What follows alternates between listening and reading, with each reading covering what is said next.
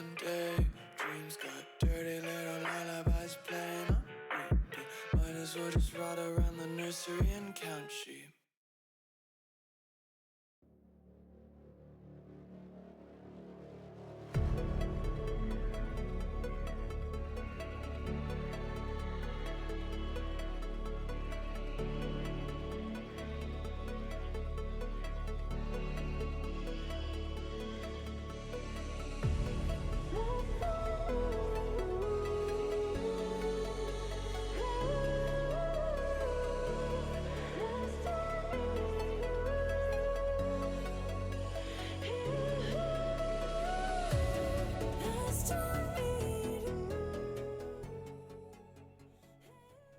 Welcome, viewers, to a Wartburg Mario Kart stream. I was about to say Rocket League. This is not Rocket League. It is a different game with driving.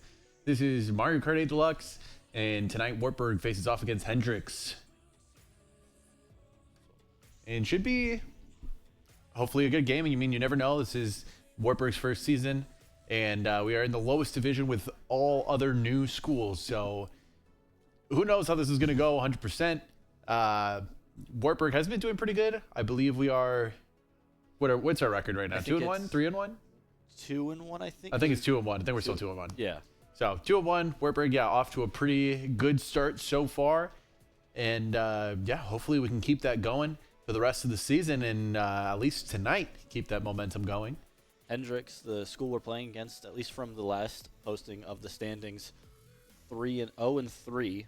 So they're unless of course things have changed. I guess I could look. I think they are still looking for their first win though. They are still looking for that first win. So Wartburg trying to move to even better record, even better position for the playoffs. Yeah, as I know, we've been putting in a lot of practice, obviously, as we do, and getting a lot better. So the fact that we've had a good start to the season was a pleasant surprise. We knew we were going to swing back if we had a rough start because, yeah, lots of practice, a lot of work going in. So the fact that we have a great start just means we're going to finish even stronger. So really high hopes for this Wartburg Mario Kart team throughout the rest of the season.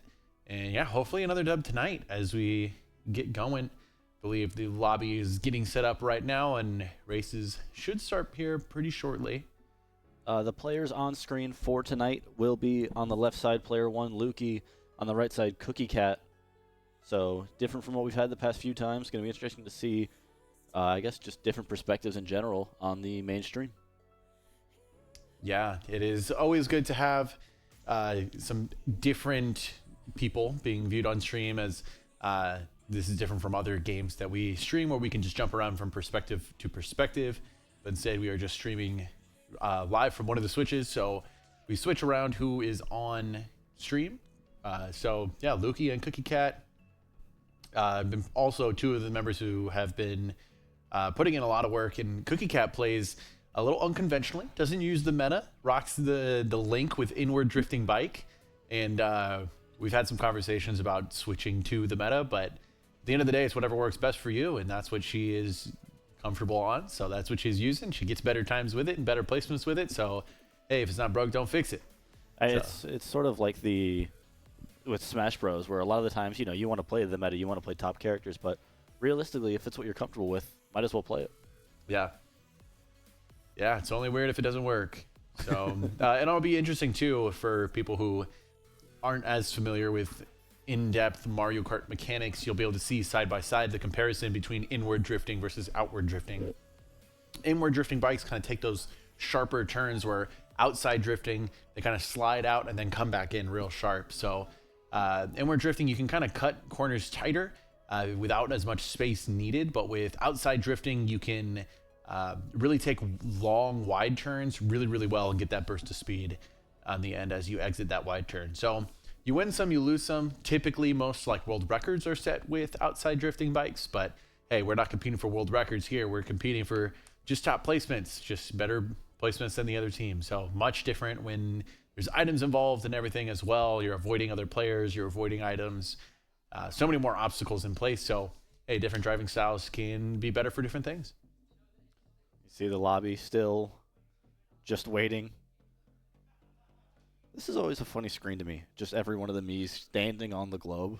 Yeah, and I love that you can say different things too. My favorite one is I'm a little nervous. Just gotta let everybody know. I think Lukey was dropping. I'm using tilt controls. That's also a very popular one. You see the logos up there. Wartburg on the left, tracking the score. Hendrix on the right. Difference in the middle there, showing you what exactly the gap will be. There's that drop-down menu for the little sayings.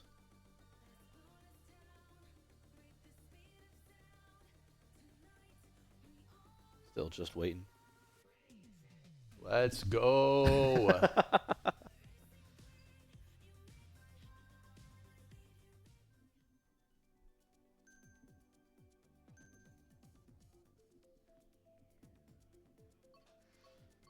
And here we go. Let's see what the first course vote will be. On the side of Wartburg, Boo Lake looks like it's going to be the pick.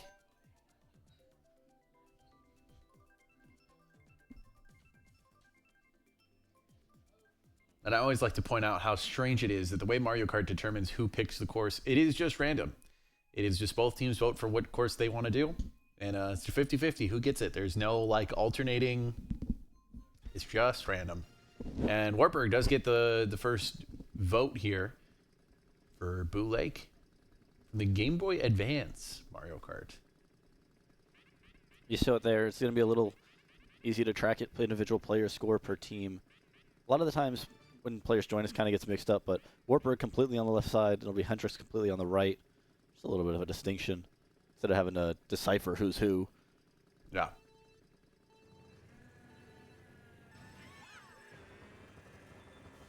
So you can see on the left side, we got Yoshi on the Teddy Buggy with those roller wheels. That's the meta. That's what most people use when they race. Either that or you see right in front of Lukey, you see Lewis and Clark rocking the Mr. Scooty. Slightly different stats, both of which are meta. And on the right, instead, you see Link with an inward drifting bike. Not even sure exactly what bike it is. So not quite the meta, but I love when people don't use the meta. I think it's so fun to watch. I always cheer for people who use unconventional characters or unconventional controls. Love when people push the boundaries of what is meta. It also just sort of, sometimes it'll show personality more than anything. Because you can perform well when you have, you know, the meta car, when you have everything as it should be, quote unquote. But when you have your own special style, it feels really nice too as the player. Everybody loves to be quirky.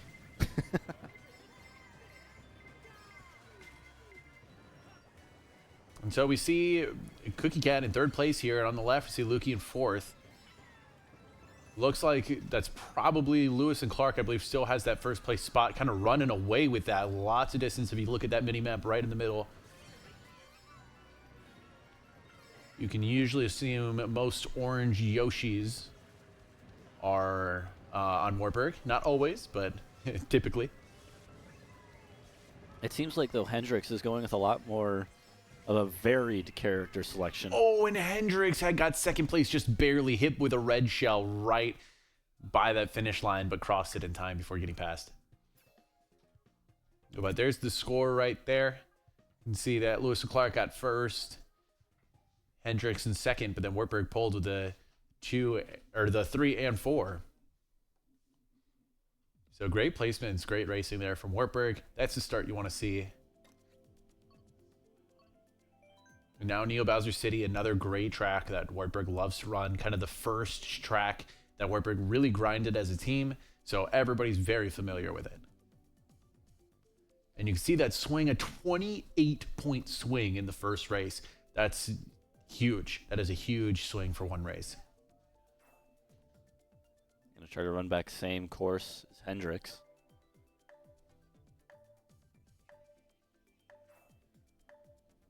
And it seems like so far from the games that we've competed in this season in our scrimmages, anything over 20 point swing in one race, that is very significant. Very significant.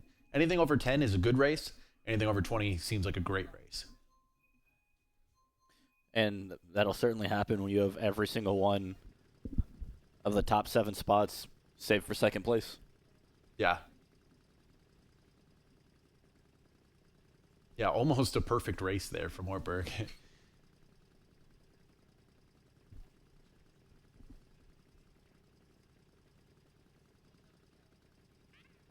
And this is always weird when you play Mario Kart online. Sometimes Lakitu is just floating. Doesn't start the countdown until everything's synced up. Hopefully the Switch 2 Nintendo fixes their online. We can only hope and pray. As you see the inside drifting coming out for a strong start here from Cookie Cat. Gets that draft, but unable to use it. Kind of gets that a little bit out of control there. Goes into the grass. That's going to slow him down for a little bit. And Cookie Cat on that inward drifting is just so fun to watch. Just look how these turns are taken. One thing that, as I'm watching this now, that's very different is when you are using inward drift, you can't quite see where you're going almost. You're turning so sharp. You're turning a little bit blind. At least that's the case when you're playing on the split screen. Normally, when you're playing solo on your own Switch, whether it be handheld or even in the dock, you have a lot more space, a lot more of a wide view, which is certainly something a little different when you have to play on a split screen. About 100%. And there's different strategies that go into playing split screen versus playing on your own screen. And when you play split screen, you can kind of glance over at the position of your teammate right there very easily without requiring proper communication. So that can really help. And obviously the detriment is that you don't get those wider views. You lose out on some vision.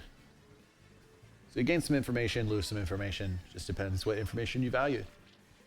Lukey just getting barely clipped with a bomb as soon as he hits the glider section. And that's a blue shell on its way. I believe that is heading for Wartburg. 3 orange Yoshis in first, second, third. I assume that is probably Wartburg. Did not double check that.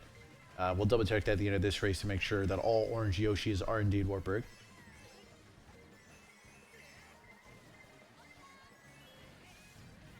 Daisy as well is a Wartburg player. That is John Long gone there on the Daisy.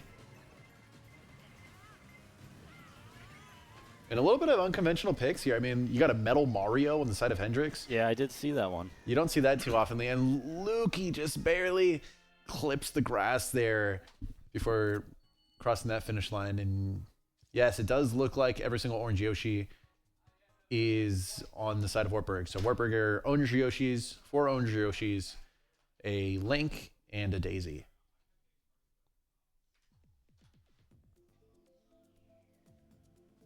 Another 28-point swing in favor of Wartburg. Wow, and that's the difference of not getting second right there, because we saw the 2 members on screen for Wartburg at 7th and 10th, so not great placements, but it worked out. Excite Bike Arena, now a very polarizing course. We can hear some groans coming out from the Wartburg team. Specifically John Long gone. Yeah. Specifically, I think it's good to mention that it is specifically him. And it is going to be Excite Bike. Something interesting about this course, though, is it is randomly generated every time. It's always the same little oval lap, but where the ramps are, where the mud spills are, they are slightly different every time. I actually didn't know that fact. Mm-hmm. So, it's something exciting about Excite Bike Arena, because what's not exciting is the fact that it is a perfect oval. So, some people love it. Some people hate it. I'm not sure where I stand, actually. I think it's an interesting concept. And realistically, when in a racing game, you do need just some bland ovals. You have Baby Park, you have Excite Bike. True. Oh, we see one member of Wartburg spinning out there, not getting the properly timed boost.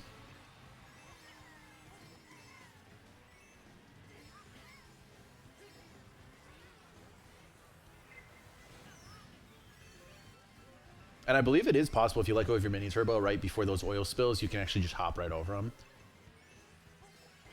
And one of the keys to succeeding on this course, I believe, is coin management. There's lots of coins spread out throughout the course, and because there's so many straightaways and so many boost pads, and you're frequently tricking, I believe tricking scales with your coin stat. But the boost pads 100% scale with your coin stat, so super important to make sure that you are getting those coins as you're going around this course. So yeah, they're just skipping over the smaller portion of the mud patch. Hopping right over it. Yeah, the hop throwing her off course there, so she has to use the mushroom to not get slowed down by the grass. That is one thing that's really interesting and a big difference. I mean, as you've been mentioning about the inside drift, you do take the corners a lot harsher, but that does mean you're a lot more likely to clip the grass in a situation where you're riding right on top of it. Instead of outside drift, you're typically leaning more towards the edge. But on inside drift, you just put it in a little too hard, you're touching grass and you're going to be losing speed. Yeah, it typically is good for gamers to go touch grass, but not in Mario Kart. Not in the video game, just in real life. And we see Wartburg now in the first and second position. John Longon and Lukey just running it down side by side. It's really important in the team dynamic of Mario Kart to have the top 2 positions, because you can see here, second place, getting these red shells, but able to use them just for defense, just defending other red shells. As Cookie Cat runs into some bananas right there at the end. Gonna drop 3 places. Oh my! Dropped 5 places from running into those bananas.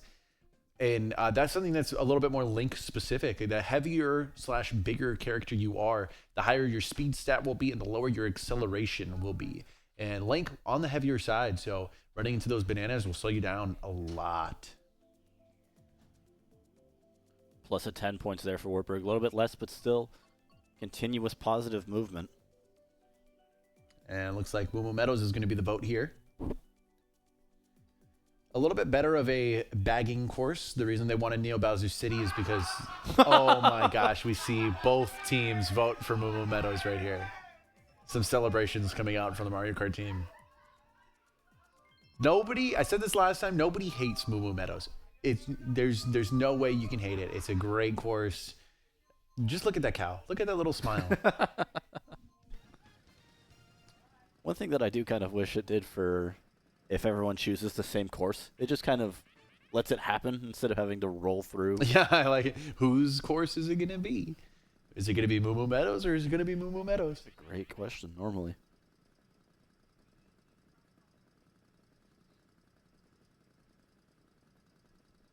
And Wartburg, just after 3 races, already having a 66-point lead.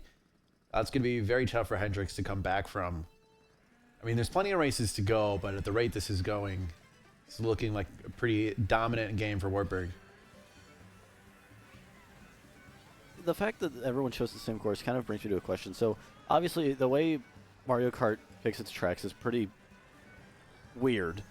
But the question is, how would you really do for if you were to have each team select a course one by one? Because would you try to incorporate bands somehow? And if you did, how would you do it?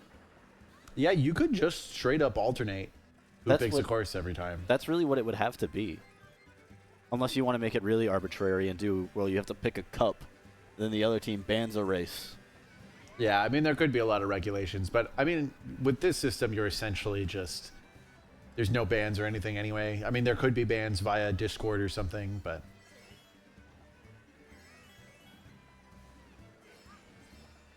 And we see Cookie Cat running away with the lead right here, inside drift on top.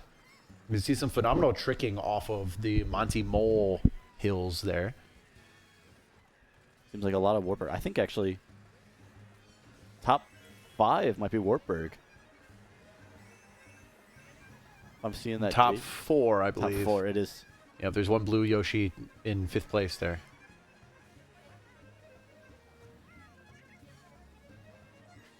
Hopped into 4th for a second and took a red shell for it. I think actually now it might all be top 6. We're going to see. Oh, it's going to be close. And top 6 it is. We can hear the team celebrating about that top 6. Moo Moo Meadows on top. And you see Cookie Cat getting to 1st place on stream with that inside drifting. It looks like inside drifting seems to actually be really, really good on Moo Moo Meadows specifically. Those turns really suit that pattern.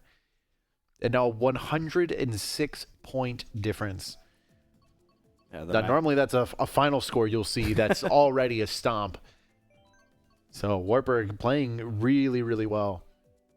Yeah, max of 40-point swing there.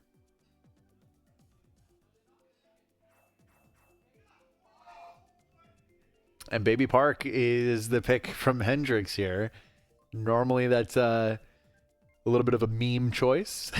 But hey, we're playing Mario Kart competitively. Let's have some fun. That's true. That is very true. Dragon Driftway is actually a really, really interesting course. If you watch any of the... we'll see if either of these two players do it. There's one shroomless cut you can take. You can see that first turn actually sideways in the background on the left side of each player's screen. On that turn, you can actually skip over that whole thing by drifting, releasing a mini turbo, and hopping. You can skip over that entire turn. It is technically difficult, mechanically difficult, but it is possible to do it consistently. It's not too tough that you wouldn't go for it in a race. Definitely something you can practice and pull off. And assuming that because Wartburg voted for this, that most of the team knows how to do this. And I wonder if it's even possible on Inside Drift, actually.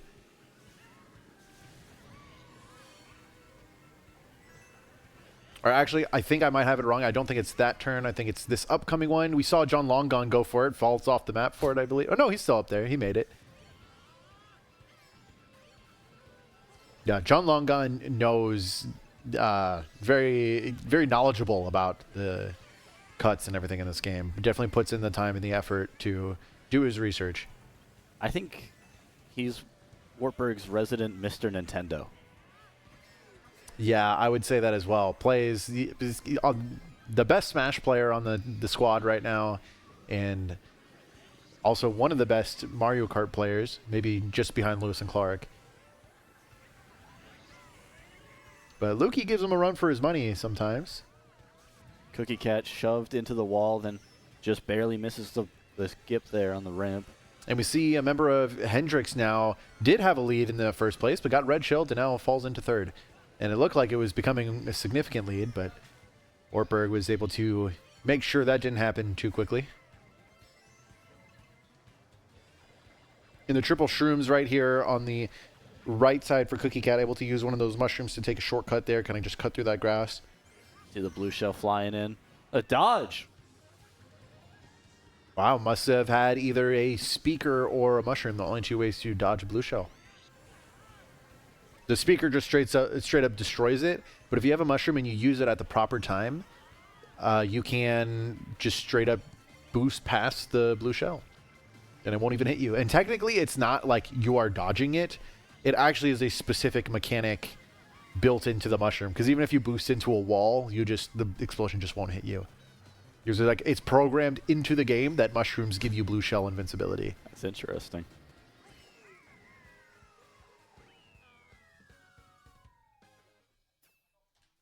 And Hendrix able to get third and fourth there.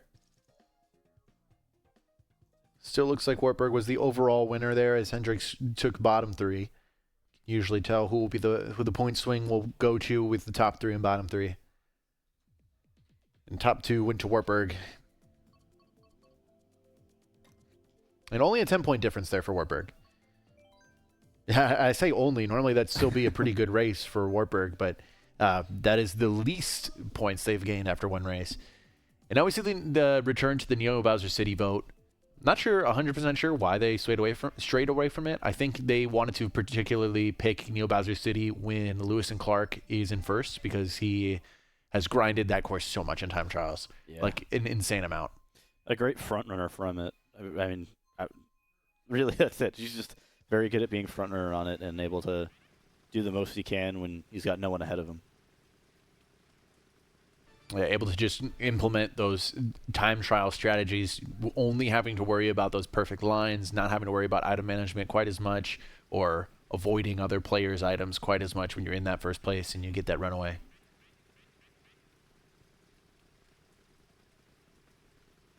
And Lakitu taking his sweet old time.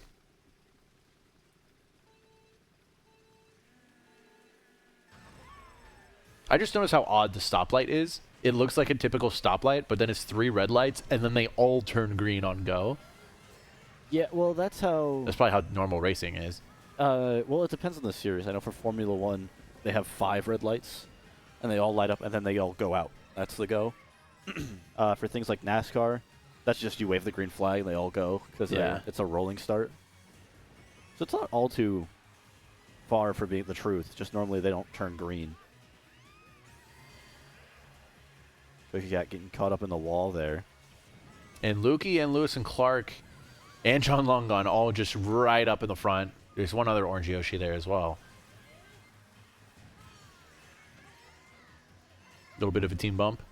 And so this is where the team strategy comes in. Normally when you're playing by yourself, and just online or any Mario Kart, you just almost always would want to trail your item behind you to avoid getting hit by anything, to maybe catch somebody out and just hit them while you're trailing. But the communication to know that he only had teammates around him, so he just held on to the red shell. He did not trail it until obviously he thought he was going to get hit by a red shell, so he used it to block. But before that, he knew not to trail it because he might have accidentally hit his teammate instead. And that's where the communication comes in, the team strategy. That's something that probably wouldn't have happened in the first game of the season. But you can tell the growth that every player has had throughout this entire season. It's really cool to see, especially as a coach. You know, like what I care about most is improving. And what I always say is it doesn't matter how we start the season, it's how we end up. We just need to be the best team going into playoffs. We need to make playoffs and then be the best team going into playoffs. And realistically, that is all that matters. I mean, you'll have easier matches if you're a top seed, but hey, if you're the best team in playoffs, then it doesn't matter what seed you are. As we see Lukey on that left side trying to break drift. So a technique in this game, you can kind of, they call it fat finger, where you are holding the go button, holding A, and then you kind of roll your finger over to press B at the same time to drift or break while you are drifting. So you can kind of take a tighter drift, but ends up breaking too much, making him exit the drift all entirely right there. And that's going to be the race there. We see, I believe that's a top 3. Oh no, looks like that Metal Mario. Who knows? Items happened after the finish line, so it's hard to know who finished where. Metal Mario got 6. Somehow he just sped up, must have had a dodge in the shock, but that's a top 5 finish for Wartburg. J. Coop in 8th. It's going to be a lot of points once again for the side of Wartburg. Just a few there. Oh. 38 there, missing out on only 2. Of course, that's the difference between getting 6th and 7th. Doesn't feel like a lot when you're the one losing points, but when you're the one seeing those numbers get put up against you, it doesn't feel great.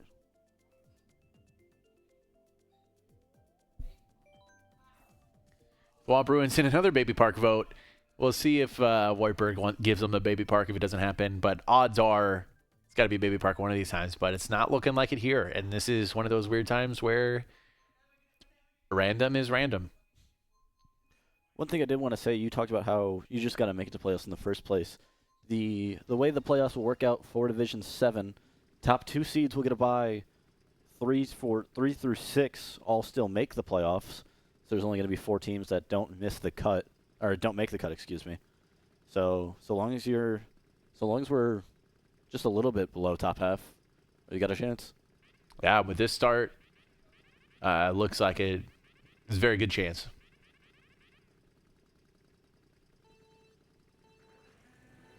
And this is another course where technical knowledge can really come in handy because there's that shortcut right after the start line there. There's a little ramp. You can't really get on the first lap, but on the other laps when you have some speed built up, you can take that shortcut shroomless. It's intended to be taken with a mushroom, but with a mini turbo and some hops, you can kind of just hop right over the grass and get it.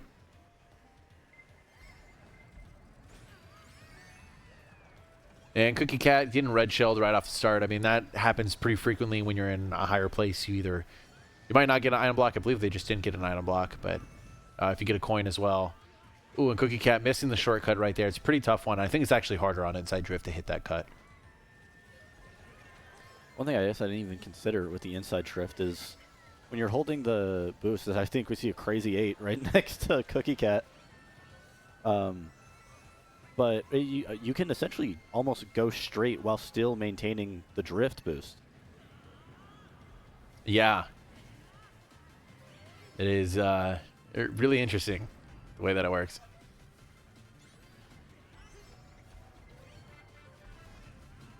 And a star going to be popped in 8th place there.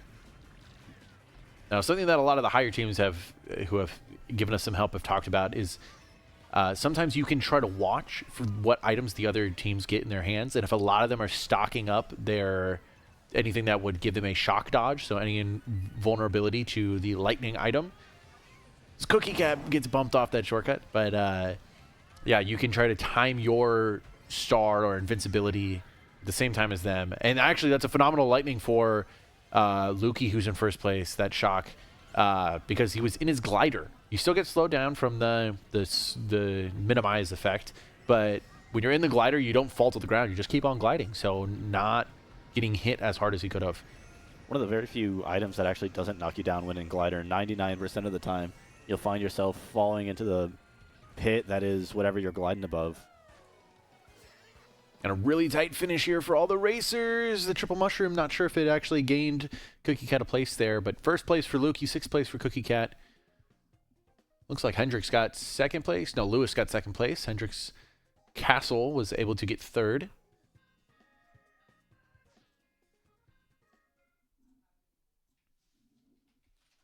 And actually, because I'm a nerd and I watch way too many YouTube videos, I just watched a video about how there's a racer on Thwomp Ruins who discovered a tech. I'm not sure how recently this was or if it was a video about a few years ago. Might have been a few years ago.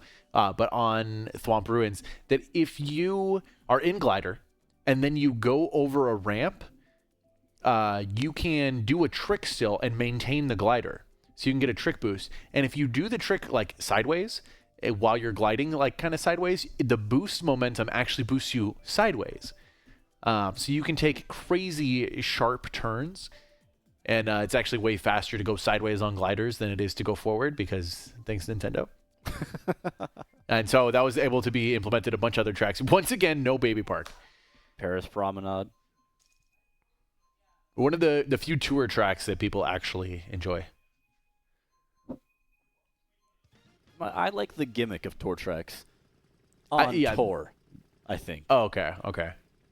I never really played Mario Kart Tour, so. I played it for a week before they introduced live servers. This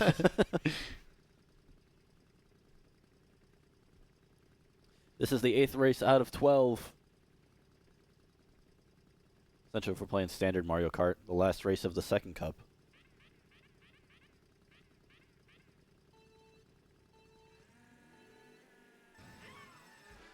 And you see there just why tour tracks are very interesting. A lot of branching paths that between each lap they'll change. Yeah, follow the arrows, really.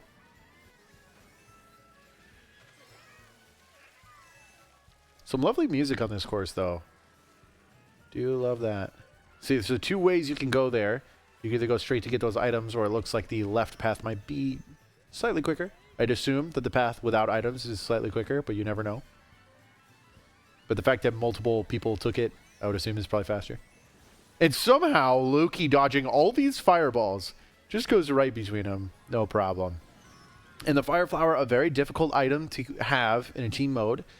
Very easy to accidentally TK or team kill with Fire Flower, but it is either it's on a timer from your first fireball thrown, or you can throw a certain amount of fireballs, whatever happens first. So opts to just throw one fireball and let it time out there.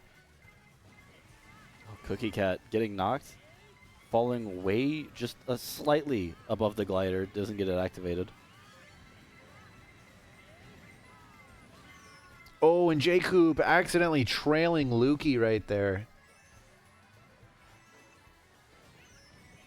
And Lukey getting trailed again. And now TK is J-Coop right back with a red shell. Now that one was tough because they were all grouped up, and sometimes you just don't know who the red shell is going to target. Especially online. It's even more confusing online. Doesn't seem to target the person you would think is right ahead of you. So a little bit of a risky move, but it happens. It happens. The classic Nintendo jank. And Lukey getting trailed once again. This is... I'm sure that's a frustrating feeling. But that's Mario Kart for you, especially when you're in the middle of the pack. Those 5th place through 8th place really is just pure chaos. All 4 of those positions just getting multiple shells, multiple bananas, hitting people around you. And that bullet is clutch. Taking Lukey quite a few spots up. Passing some teammates on the way, though, so...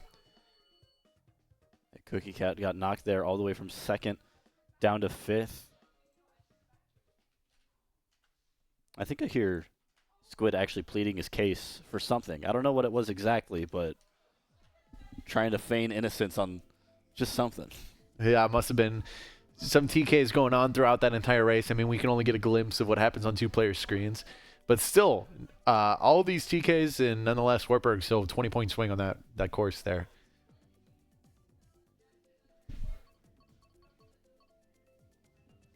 And almost a 200-point difference. I mean, at this point, it is insurmountable for Hendrix, unfortunately.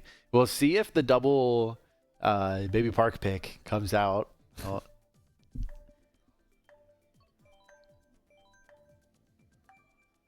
Yeah, it is officially insurmountable, even with all 4 races getting maximum points. Hendrix unable to take this one back.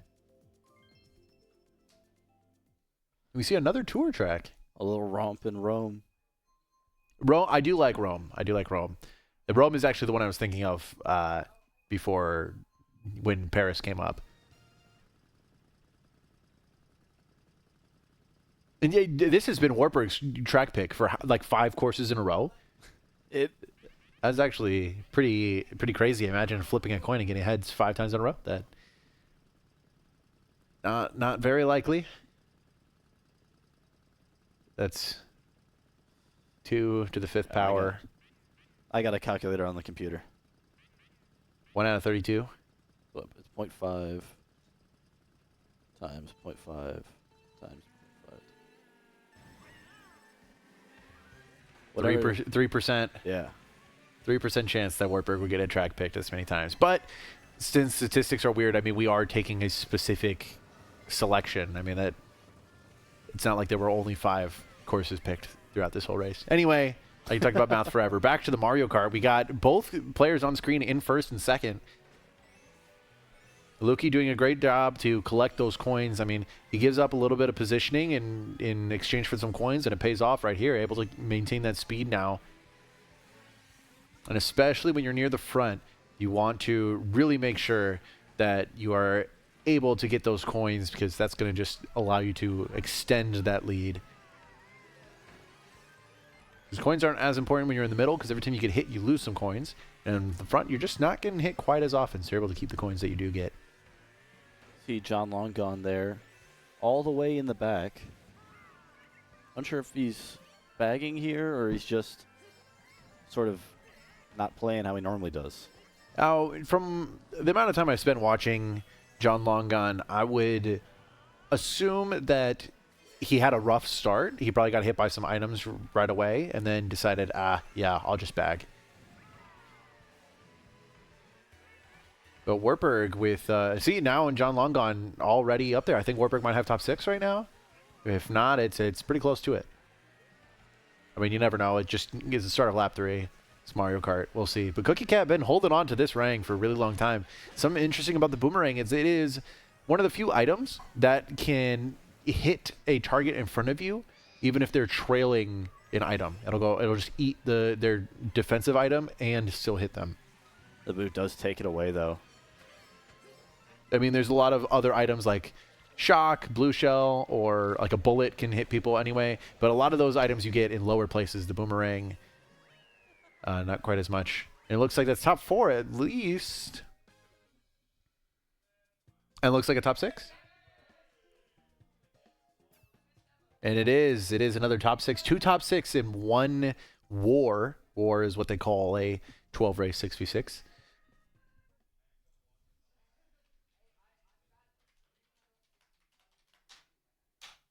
I typed that wrong.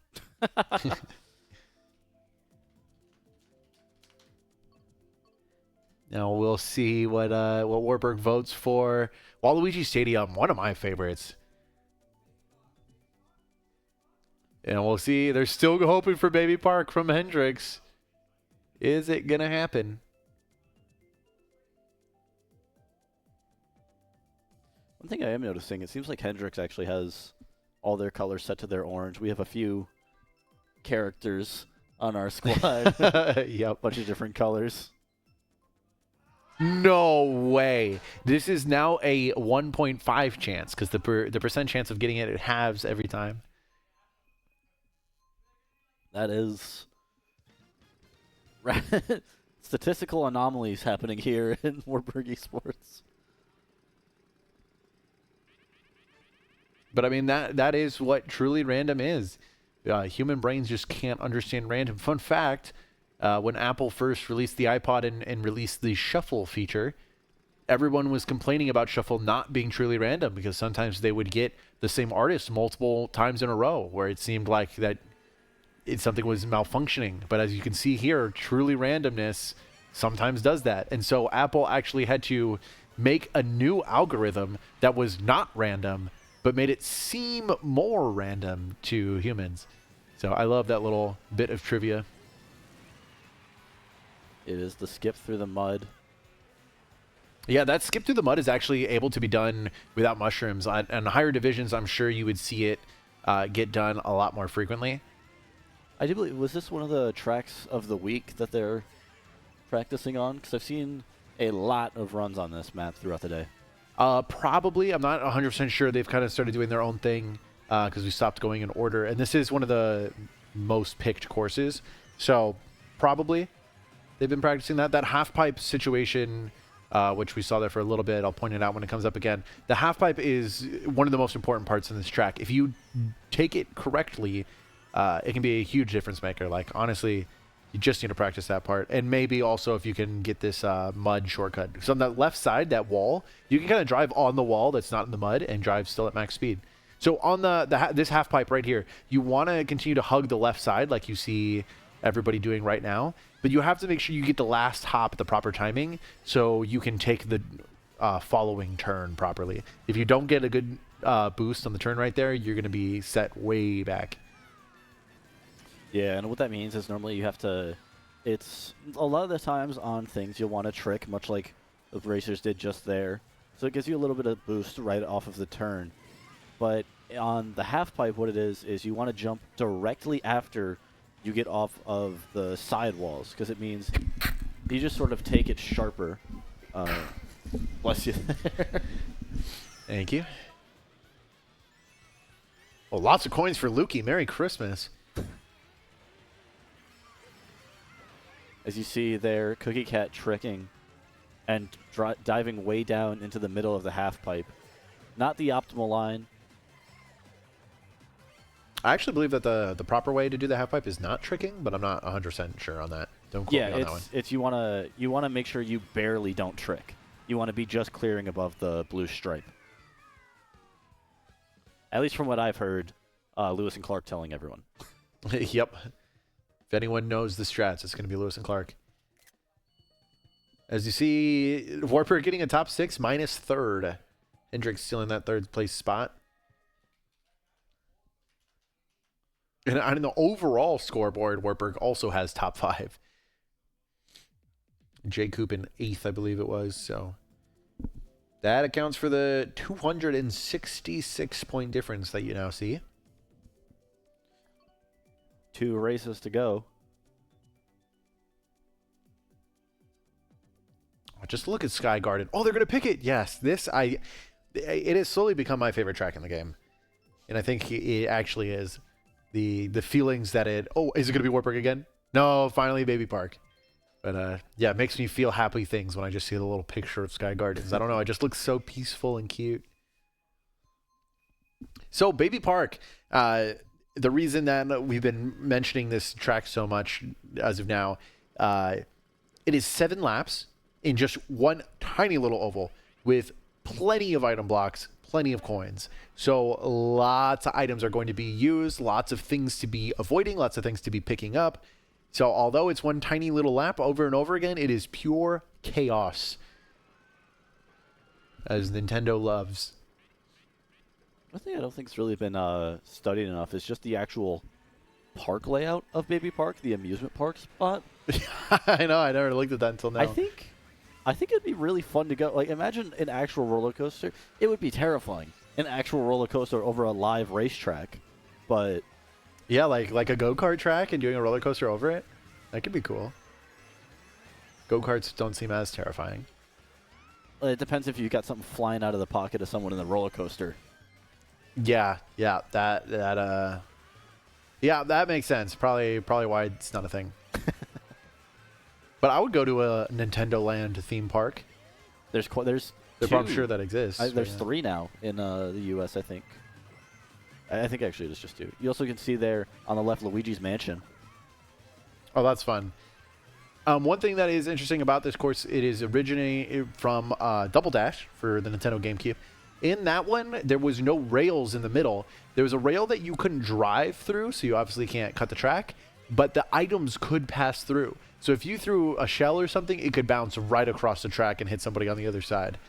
Where in this case, they changed it a little bit, so the items don't quite bounce through, so it's not as chaotic. But there are those little grass patches that you can drive through now. I don't believe that used to be in the old ones. So now if you get mushrooms or any sort of speed item, you can cut right through those.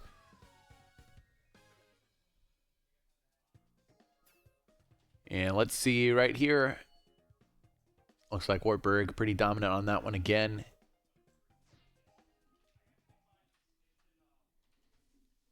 And 7 laps as well just is odd compared to the 3-lap standard. So always fun when they have a different amount of laps. I always like that.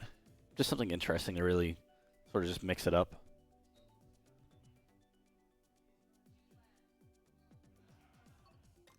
And here we go. Let's see what the pick is going to be. I heard someone yell Cheeseland. Cheeseland. So Cheeseland, it is the biggest bagger course in the game, meaning it is the easiest to make the last second comebacks with items. They chose random. I didn't even know you could do that. So it is actually not wise for Wartburg to choose Cheeseland right now, but the game is already over, so might as well do it because it's going to give the easiest time for Hendrix to, since they're starting in those last back spots for the most part, going to have the easiest time making a comeback. I really am curious what it would have chosen if it landed on random. I think Probably a random course. I'm just thinking of what I would want it to be, what I would want to see. Oh, okay. Big Blue. Baby Park.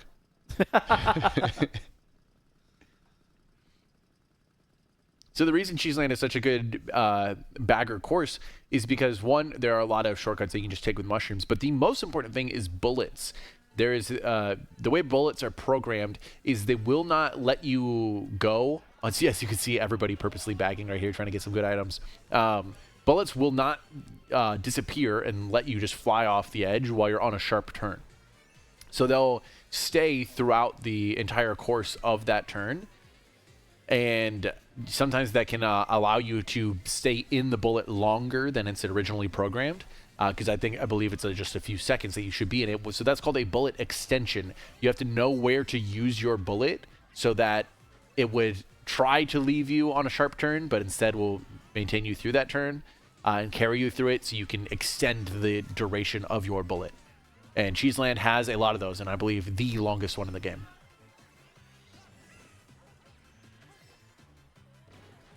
And I just heard a member of Wartburg say, I don't know what I'm doing. So it was Squid saying, I'm in third. I don't know what I'm doing. That's what it was. Not something you like hearing from your team is, I don't know what I'm doing. Doesn't exactly inspire you as a coach much. Yeah. But on this course, honestly, the third lap is all that matters. I mean, you're just kind of moving right now and waiting for good items for the last one. Well, if you want to get existential with it, the only thing that matters is the finish line.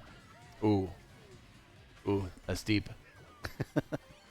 And here we go, the third lap here. We see Cookie Cat getting blown up. Honestly, the only place you don't want to be is the middle of the pack, which is kind of where both these players are right now at the start of this third lap, because you're not going to be in a place to really get good items, and you're not in a high enough place to just hope you can maintain your spot. See Baby Peach there. And you see that bullet. I believe that is properly timed for the bullet extension. And a star and mushrooms, that is going to be pretty big. As Cookie Cat it tries to improvise a new shortcut and then bails last second. Uses those mushrooms instead of being able to take the shortcut. Probably not looking too good for them.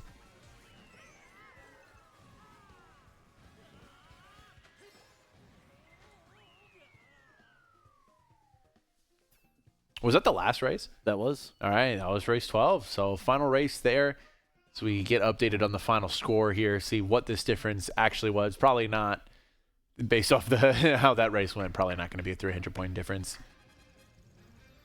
Oh, but it is really close. 298 point difference. GG's to Hendrix. Castle able to take that 5th spot. Wartburg not top 6ing. But that was fun to watch. Fun to watch for sure. Tough game for Hendrix, but yeah, hopefully Wartburg can continue this little winning trend that they've been on last game and this game. Have been 2 dominant games back to back. So it only was a loss of the first game of the season. So 3 games in a row now for Wartburg. And hopefully, yeah, they can maintain that winning trend as the season goes on. And tomorrow we will have Overwatch on stream. So stay tuned for that, as Overwatch is still looking for their first win of the season. Starting off 0-5, not ideal. And it might even be too late to make playoffs, but hey, we're still going to look for that win. So try to finish out as strong as we can. So stay tuned for that at 7 p.m. As well as that, going alongside, not on stream, but still happening, JV game for Overwatch, NECC. They are, I think, as it stands, 2-3. So still in with a shot for playoffs, as well as the Mario Kart team having 2 games tomorrow. And the next time they're on stream will be Sunday with 3. Yeah.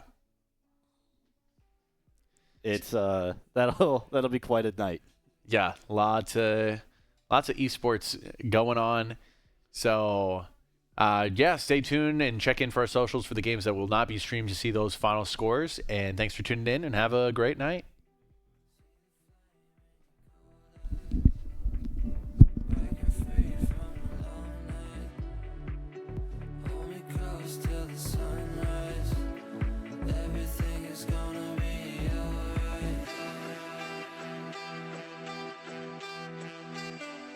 Everything's gonna be